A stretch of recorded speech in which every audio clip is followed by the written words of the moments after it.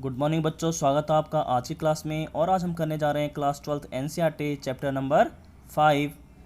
नाम है सांतत्य तथा अवकलनीयता यानी कि कंटिन्यूटी एंड डिफरेंशिएबिलिटी।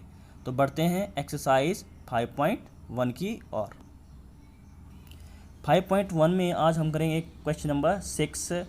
देखिए बच्चों, जैसे आपको स्क्रीन के ऊपर आपका दिखाई दे रहा है यहाँ पे कि f के सभी असांत्य के बिंदुओं को ज्ञात करना है, ठीक है। जबकि f निम्नलिखित प्रकार से परिभाषित है, यानी कि आपको क्या दिखाना है, असांतत्य मतलब होता है डिसकंटिन्यूटी, यानी कि वो सतत नहीं है। किन किन बिंदुओं पे कौन सतत नहीं है, f, यानी f मतलब फलन यानी फंक्शन, ठीक है। तो हम यहाँ पे देखेंगे कि आपके पास जो f है वो किस प्रकार परिभाषित है। आपको जैसे स्क्रीन के ऊपर दिखाई दे रहा है बच्चों, f of x equal to, यहाँ पे जो फलन है वो उसकी दो वैल्यूज़ दिख रही है आपको, एक है 2x + 3, एक है 2x - 3।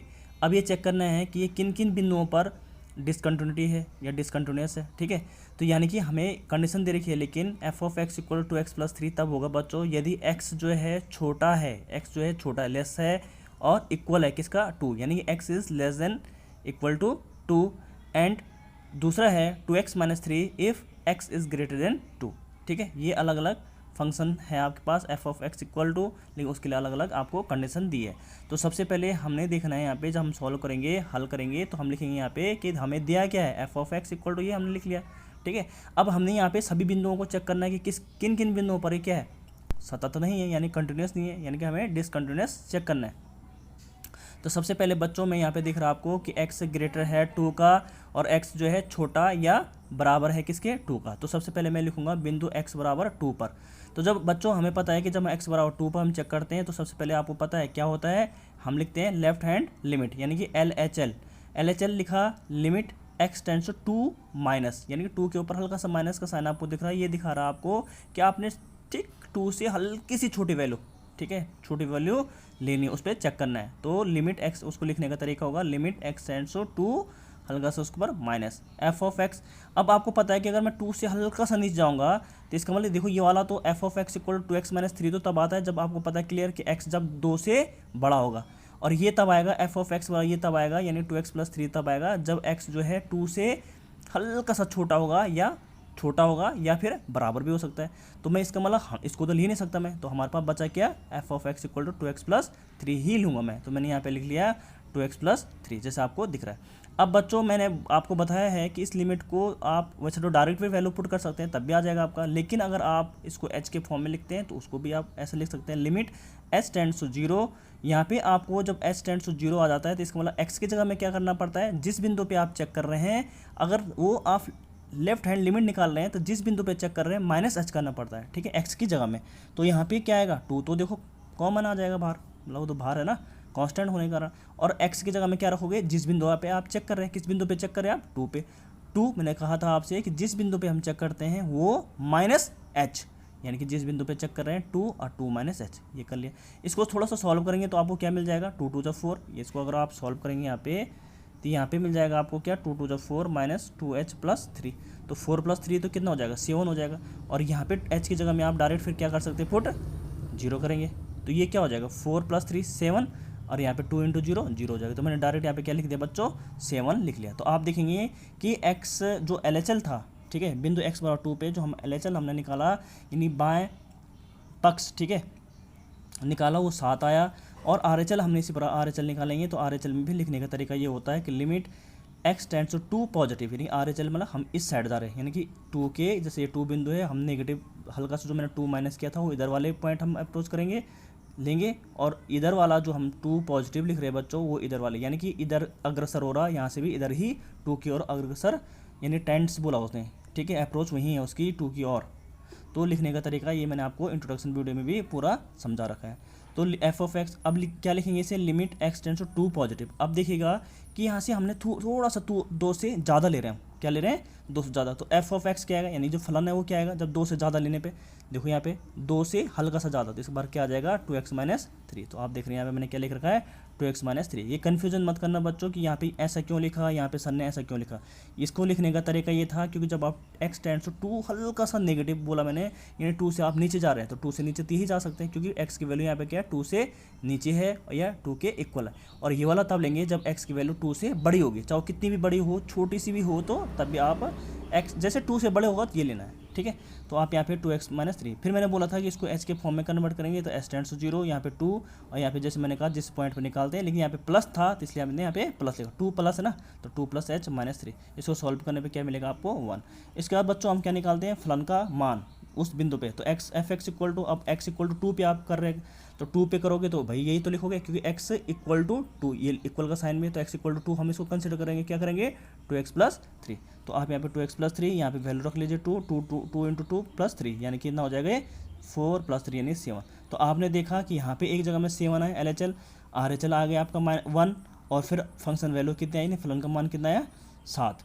तो आपने देखा 2 तो इक्वल आए लेकिन एक जगह इक्वल नहीं, यानी ये LHL और RHL इक्वल नहीं थे, तो हम लिख सकते हैं अतः बिंदु x बराबर 2 पर f सतत नहीं है। तो होप कि आपको क्लियर हुआ होगा। बढ़ते हैं नेक्स्ट क्वेश्चन की ओर। बच्चों अब है आपके पास क्वेश्चन नंबर 7, जैसा आपको दिख रहा है यहाँ पे कि फलन है आपके पास f of x equal to mod of x plus 3 minus 2x 6x plus 2, लेकिन ये तीनों ही जो फलन है एफ ऑफ एक्स के इक्वल, उनके लिए कंडीशन भी यहाँ पे गिवन है जैसे आपको दिखाई दे रहा है। तो सबसे पहले है यहाँ पे यदि x जो है छोटा है यानी लेस है या इक्वल है -3 के, यदि x जो है -3 और 3 के बीच में है, मतलब बीच मीन्स उनके बीच लाई करता है, और थर्ड है x is greater and equal to 3, यानी x जो है 3 से बड़ा या फिर बराबर है। तो सबसे पहले आपने यही फंक्शन जो आपको दिया है वो लिखेंगे। सबसे पहले बिंदु में क्या लूँगा, x इक्वल, जैसे मैंने प्रीवियस क्वेश्चन किया था, बिंदु x इक्वल टू -3 पे, क्योंकि यहाँ पे -3 ही आपको दिख रहा है और एक दूसरा क्या दिख रहा है 3 दिख रहा है। तो पहले बेसिकली हम उन्हीं पे चेक करेंगे, ठीक है। यहाँ पे भी हमें देखना है कि किन किन बिंदुओं पर ये कंटिन्यूस है और किन किन बिंदुओं पे ये डिसकंटिन्यूस है, चेक करते हैं। तो x इक्वल टू -3, तो आपको पता है कि x इक्वल टू अगर आप -3 आप ले रहे हैं तो x इक्वल टू, देखो इक्वल का साइन है ना, -3 तो ये फ्री है, ये इन दोनों में से एक है, ये तो आ नहीं सकता क्योंकि यहाँ पे x जो है क्या है बड़ा है या इक्वल है किसके 3 के, ना कि यहाँ पे माइनस, तो माइनस इन दोनों में, तो आपको इन दोनों में से ही कंफ्यूज नहीं करना कौन सा लेना। यहाँ पे बात कर रहे हैं हम x इक्वल टू -3, तो इक्वल का साइन इसी में है, तो इसका मतलब मैं इसको सीधे सीधे उठा दूंगा, किसको f of x equal to mod of x plus 3। अब देखिए बच्चों कि LHL हमने लिखा x टेंड्स टू -3, हल्का सा LHL का मतलब होता है कि -3 के ऊपर जिस बिंदु पे निकाल रहे हैं उस पर हल्का सा नेगेटिव साइन आपने लगाना है, ठीक है। F of x limit x tends to -3 और उसके ऊपर negative sign mod x plus 3। अब बच्चों यहाँ पे फिर वही मैं बोला कि जैसे h को में लिखना है तो s टेंड्स टू 0 लिखेंगे, और जिस बिंदु पे निकाल रहे हैं माइनस कर, क्योंकि माइनस है यहाँ पे ऊपर तो माइनस करेंगे, -3 पे निकाल रहे तो -3 माइनस h प्लस 3। अब आपको पता है यहाँ पे h की जगह में 0 रखेंगे तो यहाँ पे आ जाएगा, यहाँ पे आना था आपका इसके इक्वल, मैंने शॉर्ट में लिखा है -3 का मॉड प्लस 3। आपको पता है कि मॉड में कोई भी वैल्यू अगर नेगेटिव है तो उसकी वैल्यू हमेशा क्या आती है पॉजिटिव भी आती है, तो -3 क्या आता है 3 है, 3 प्लस 3 कितना हो जाएगा 6। ऐसे ही RHL निकालोगे बच्चों, RHL में x टेंड्स टू -3 का पॉजिटिव है, ठीक है, समझ में बात आई। एफ ऑफ एक्स तो लिमिट क्या हो जाएगा x टेंड्स टू -3 पॉजिटिव, और अब आप हमेशा क्या कर रहे हैं यहाँ पे RHL में कि -3 से आप हल्का सा ऊपर जा रहे हैं, तो -3 से हल्का सा ऊपर जा रहे हैं तो कौन सा आएगा, देखो यहाँ पे -3 से x क्या है हल्का सा बड़ा है, हल्का सा मतलब बड़ा है, ठीक है, बड़ा हल्का नहीं बोलना चाहिए, मैं बोल रहा हूँ कोई दिक्कत नहीं। x क्या है यहाँ पे -3 से बड़ा है, इसका मतलब -3 से बड़ा, तो मतलब एफ ऑफ एक्स हम क्या ले सकते हैं -2x, तो इसके लिए क्या आएगा यहाँ पे -2x आ जाएगा फंक्शन, ठीक है। और फिर x टेंड्स टू -3, यहाँ पे आप वो कर लीजिए, यहाँ पे h आना था, यहाँ पे h कर लीजिए, h टेंड्स टू 0 कर लीजिए यहाँ पे बल्कि, ठीक है, यहाँ पे 0 कर लीजिए, h टेंड्स टू 0 में आ गया -2 प्लस -2 तो बाहर आ जाएगा, और -3 प्लस h, इसको सॉल्व करा तो 6 आ जाएगा। और -3 पे क्या होगा, अगर आप डायरेक्ट x इक्वल टू -3 रखते हैं, क्योंकि मैं x इक्वल टू -3 पे चेक कर रहा हूँ तो तब भी मुझे यही लेना पड़ेगा, तो आप यहाँ पे रखेंगे -3, ये वाला फंक्शन लोगे मॉड x का -3 प्लस 3, तो मॉड -3 की वैल्यू कितनी होती 3 ही होती है, और 3 प्लस 3 कितना हो जाएगा 6। तो आपने देखा कि LHL RHL and function value यानी फलन का मान क्या है x इक्वल टू -3 पर क्या सतत है, क्योंकि तीनों इक्वल आ रहे हैं ना, LHL equal to RHL equal to क्या होता है फंक्शन वैल्यू, यानी फलन का मान अगर इक्वल आ गए तो उन बिंदुओं पर क्या होता है फलन सतत होता है। तो बच्चों ये आपको समझ में आएगा उम्मीद करता हूँ। बढ़ते हैं क्वेश्चन नंबर मतलब इसी के सेकंड पार्ट की ओर, बिंदु x इक्वल टू 3 पे। अभी तक हमने किस पे चेक कर रहे थे, x इक्वल टू -3 पे मैंने चेक किया था, अब यहाँ पे 3 भी तो है, ये देखो x इक्वल का दिख रहा है आपको 3, तो x इक्वल टू अगर 3 करेंगे तो बच्चों यहाँ पे दो फलन आपके पास फिर आ सकते हैं, क्योंकि x इक्वल टू ये तो नेगेटिव वाला है तो इसको लिखेंगे। यहाँ पे क्या है, x छोटा है 3 से तो इसको भी लिख सकते हैं, x इक्वल टू और बड़ा है तो इसको भी लिख सकता हूँ।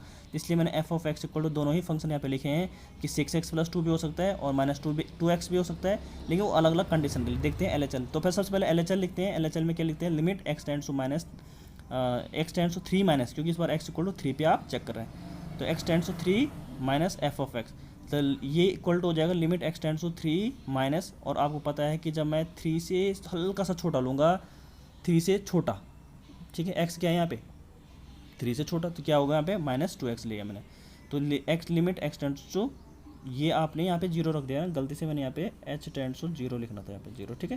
तो यहाँ पे आपने कोई दिक्कत नहीं, limit h tends to 0 -2 3 minus h, और इसको सॉल्व करेंगे तो h की वैल्यू तो 0 आ जाएगी, तो यहाँ पे क्या आ जाएगा आपका -6। ऐसे ही हमने RHL निकालना है, फिर फंक्शन वैल्यू निकालना है, तो चेक करते हैं।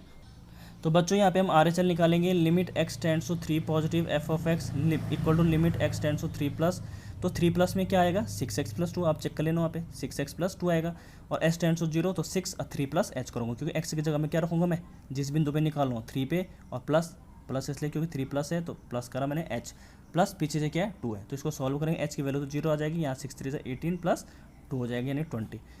f ऑफ 3 इक्वल टू सीधा आप देखेंगे यही लिखूँगा मैं, क्योंकि वहाँ पे भी x इक्वल टू क्या है 3 है, तो यहाँ पे 6x + 2 ही लिखूँगा मैं फलन का मान, ठीक है। तो 6 × 3 + 2 कितना हो जाएगा 20 हो जाएगा। तो आप देखेंगे यहाँ पे कि जब हमने LHL लिया था वहाँ पे अलग वैल्यू आई थी, RHL में अलग वैल्यू आ रही 20, तो ये तो निकालने की ज़रूरत ही नहीं थी, ठीक है। दो ही क्या, अगर दोनों में ही दो ही इक्वल नहीं है तो हमें आगे बढ़ने की भी जरूरत नहीं थी, ये ना भी निकालता तो चल जाता। तो लिखते हैं यहाँ पे, क्योंकि दोनों LHL कितना आया था चेक कर लीजिए आप, LHL कितना आया था चेक कर लेते हैं। LHL आया था आपका यहाँ पे -6 आया था, कितना आया था -6 आया था, ठीक है। तो आपने देखा कि यहाँ पे दोनों ही LHL और RHL इक्वल नहीं, अतः लिख सकते हैं x इक्वल टू 3 पर ये f सतत नहीं है, f मतलब फंक्शन सतत नहीं है। अब लिखेंगे बिंदु x इक्वल टू, क्योंकि वहाँ पे लेस का साइन भी है और ग्रेटर का साइन भी है।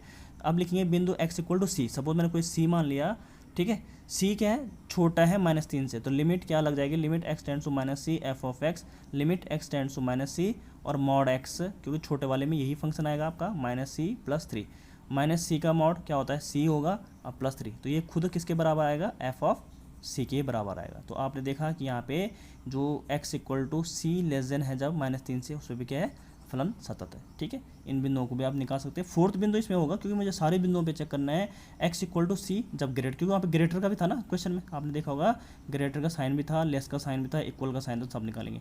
तो यहाँ पे c जब जो है 3 से बड़ा था तो उस टाइम फंक्शन क्या बनेगा 6x + 2 बन रहा था, तो यानी कि c की x की जगह में c रख लीजिए, तो यहाँ पे क्या हो जाएगा 6c + 2, यानी कि ये भी f ऑफ c हमें लिख सकते, क्योंकि c के फॉर्म में है ना ये, तो इसलिए f ऑफ c, आप ये कन्फ्यूज मत करना कि f ऑफ c क्यों लिख रहे हैं। तो हमने देखा यहाँ पे कि x इक्वल टू c जब 3 से बड़ा है तो बिंदु f क्या है, सतत है यानी कंटिन्यूअस है। तो बच्चों होप कि आपको क्लियर हुआ होगा। Thank you so much.